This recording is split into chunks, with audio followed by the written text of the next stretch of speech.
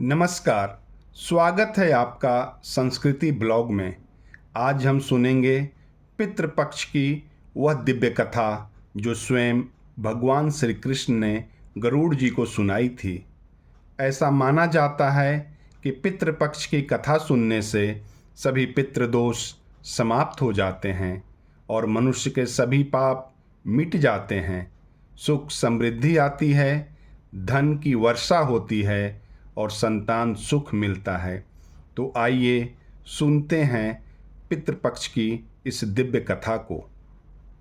एक बार पक्षीराज गरुड़ जी भगवान श्री कृष्ण के पास आते हैं और उन्हें प्रणाम करते हैं और पूछते हैं कि हे प्रभु, पितृपक्ष में पितरों की पूजा करने से कौन सा फल मिलता है और पितृपक्ष में पितरों की शांति के लिए कौन सा उपाय करते हैं।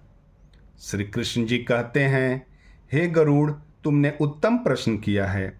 इस प्रश्न में समस्त मनुष्य जाति का कल्याण निहित है। पितरों की पूजा करने से मनुष्य को अपने पितरों का आशीर्वाद प्राप्त होता है। इस विषय में एक ऋषि की कथा सुनाई जाती है।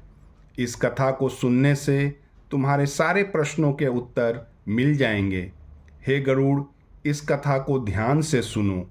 इस कथा को जो सुनता है उसके सारे पितृदोष मिट जाते हैं। तो आइए अब ध्यान से इस कथा को सुने।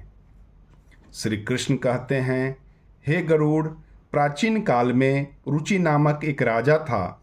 वे अपना सारा राज्य त्याग कर एक तपस्वी की भांति जंगल में रहने लगे।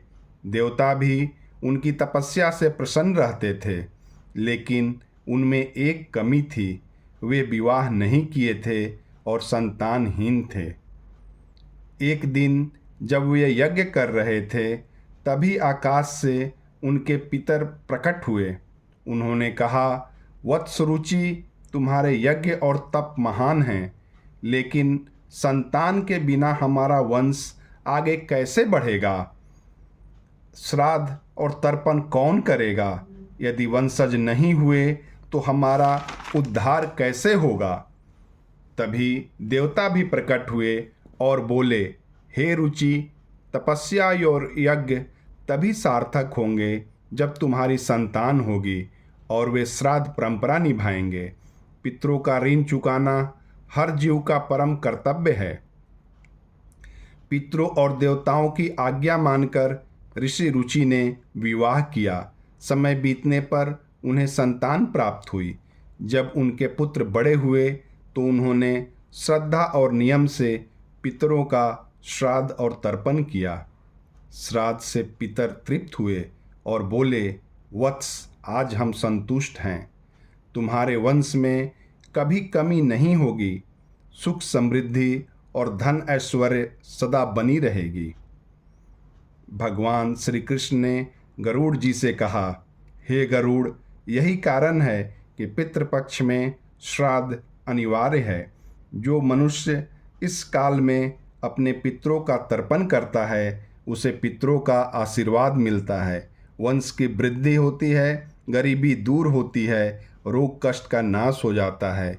परंतु जो मनुष्य इसे भूल जाते हैं, उनके जीवन में दुख, दरिद्रता और अशांति बनी रहती है।